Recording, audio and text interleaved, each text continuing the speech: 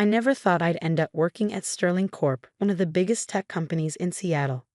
Growing up in a small town in Idaho, raised by a single mom who worked 2 jobs, corporate life seemed like a distant dream. But here I was, Sarah Collins, 26 years old, sitting at my desk on the 47th floor of Sterling Tower. Well, technically, it was a cubicle. A very small cubicle. Collins, where's the Johnson report? I flinched at the sharp voice of Diana Pierce, my immediate supervisor and personal tormentor for the past year. She stood at my cubicle entrance, designer heels tapping impatiently, perfect blonde hair swept into a severe bun. I sent it 10 minutes ago, Ms. Pierce. I replied, pulling up my sent emails. Should be in your inbox. Diana's perfectly penciled eyebrows drew together. I don't see it. Send it again. And fix those margins this time. They're atrocious. The margins were exactly as she'd specified in her last 3 memos about proper document formatting. But I knew better than to argue. Right away, Ms. Pierce. As she clicked away, I heard the whispers from nearby cubicles.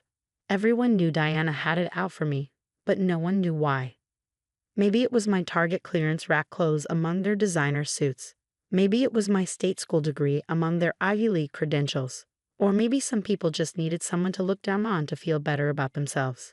Don't let her get to you, whispered Maria from the next cubicle.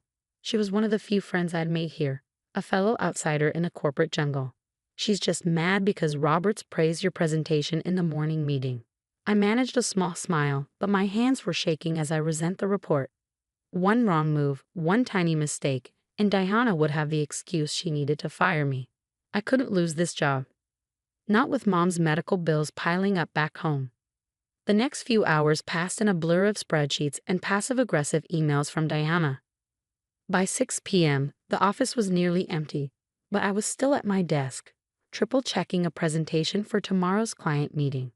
Still here, Collins? No plans for Friday night? Diana's mocking voice made me jump. She stood there with her designer bag, clearly headed out. Just finishing up the Wilson presentation, I replied, trying to keep my voice steady. She examined her manicure. Don't forget about tomorrow's office party. Attendance is mandatory. Try to wear something appropriate this time. My cheeks burned remembering last month's team lunch where she loudly commented on my discount store fashion sense in front of everyone. After she left, I slumped in my chair, fighting back tears. The office party. Another chance for Diana to remind everyone that I didn't belong in her world. Rough day? The gentle voice startled me. A young woman stood by my cubicle, someone I'd never seen before. She looked about my age, with warm brown eyes and a friendly smile. Her clothes were simple, jeans, a sweater, and comfortable flats, making her stand out among Sterling Corp's usual power suits. I'm Emma, she said, perching casually on the edge of my desk. Just started in marketing today. Sarah Collins, I managed, quickly wiping my eyes. Welcome to Sterling Corp. Thanks, she glanced at my computer screen. The Wilson presentation. I nodded miserably. My boss wants it perfect for Monday's meeting. Ah, Diana Pierce. Emma's eyes twinkled. I heard about her. Quite the reputation. That's one way to put it. I found myself relaxing despite everything. There was something about Emma that made her easy to talk to. Hey, want to grab coffee? I know a great little place around the corner. You look like you could use a break. I hesitated, looking at my screen. The presentation will still be there in an hour. Emma said gently. Come on. My treat. Something in her voice made me nod. Grabbing my coat, I followed her to a cozy cafe I'd walked past 100 times but never entered. Over steaming lattes, Emma proved to be an excellent listener. Before I knew it, I was telling her everything about growing up poor, about Mom's illness, about landing this job and Diana's constant harassment. Why don't you report her? Emma asked, stirring her coffee thoughtfully. I laughed bitterly. To who? She's untouchable. Her father plays golf with half the board members. Besides, I need this job. Emma's eyes narrowed slightly. No one's untouchable, Sarah. Trust me on that. There was something in her tone that made me look at her more closely, but she quickly changed the subject, asking about my work in the marketing department. By the time we left the cafe, I felt lighter somehow. Emma had that effect, making problems seem more manageable just by listening. "See you at the party tomorrow?" she asked as we parted ways.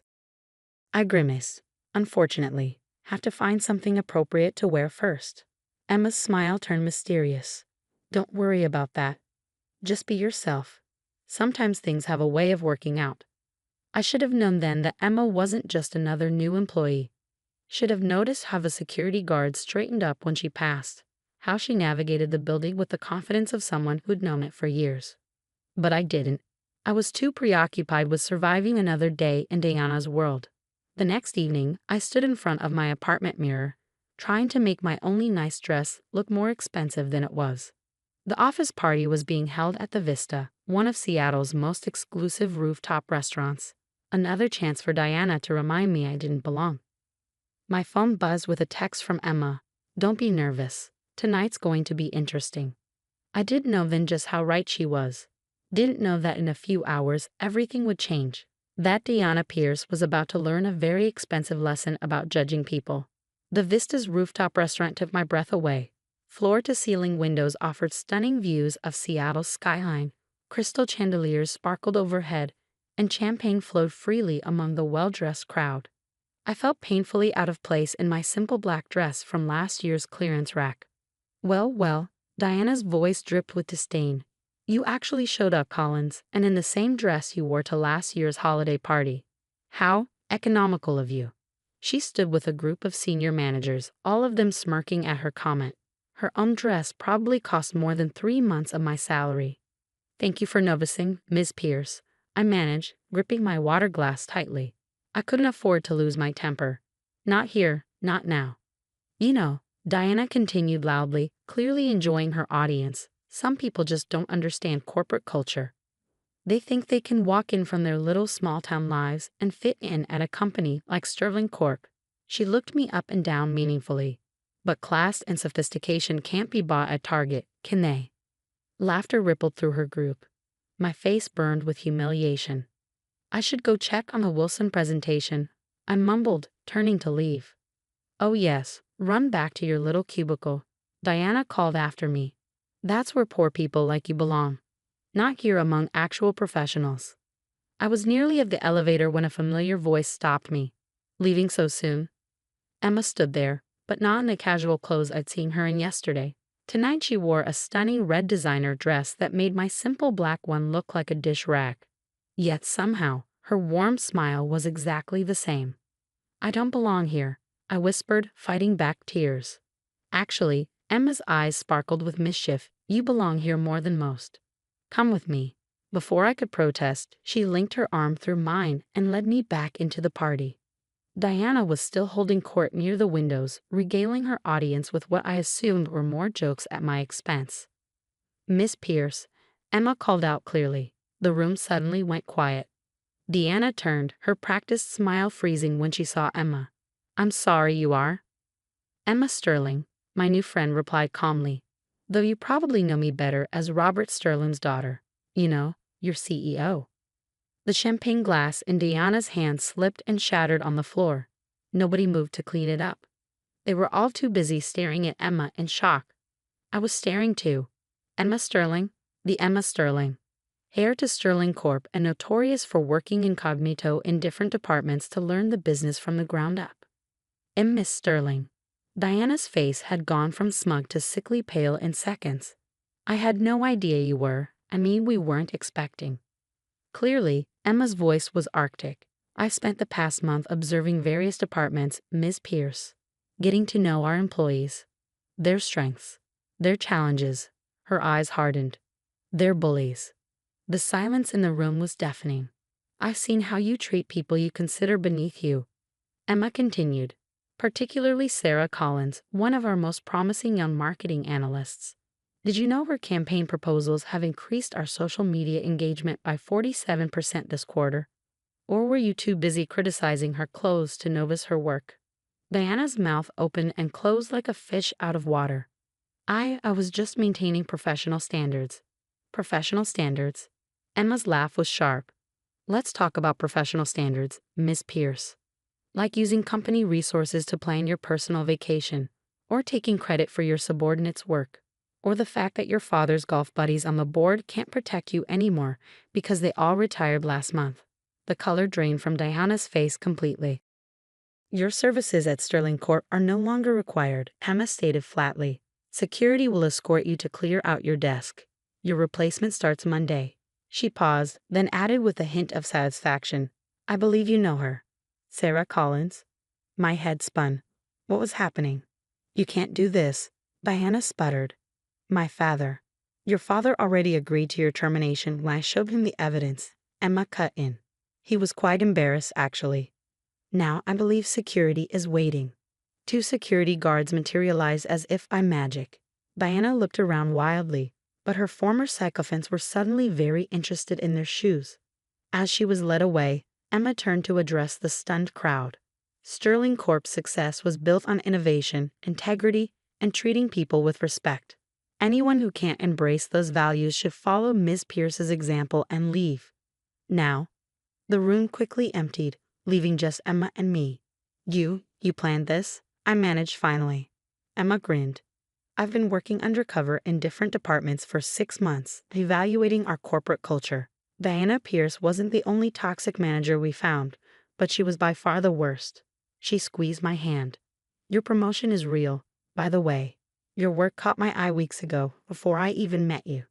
But why? I gestured helplessly at everything. Because talent and hard work matter more than designer labels. Emma said firmly. Because I grew up watching people like Diana Pierce make life miserable for people like you. Because Sterling Corp needs leaders who lift others up, not tear them down. Tears spilled down my cheeks. Thank you, I whispered. Don't thank me yet, Emma laughed. Wait until you see your new office, and your new salary. She linked her arm through mine again. Come on, let's get out of here. That little cafe is still open, and I think this calls for celebration lats. As we left the vista, I couldn't help but smile at the irony. Diana had been right about one thing. I didn't belong in her world of petty bullying and social climbing. I belonged in something better. 3 months later, my marketing team's latest campaign won an industry award. I accepted it wearing a Target dress, standing next to Emma in her designer gown. We both smiled for the cameras, ignoring the whispers about my inappropriate attire. Because we knew something the whispers didn't. Success isn't about where your clothes come from or who your parents know. It's about what you bring to the table. As for Diana, last I heard, she was working at a small firm in Tacoma. Apparently, her father's golf connections weren't as useful as they used to be. Emma and I still meet at that little cafe every week, planning Sterling Corp's future over lats. She's still the same person who sat on my desk that Friday evening, kind, genuine, and completely unimpressed by designer labels. And me? I still shop at Target, but now I do it from my corner office on the 50th floor. Sometimes life has a way of putting bullies in their place. Sometimes all it takes is one person willing to stand up and say enough. And sometimes, just sometimes, the person you think is just a friendly new colleague turns out to be exactly who you needed in your corner all along.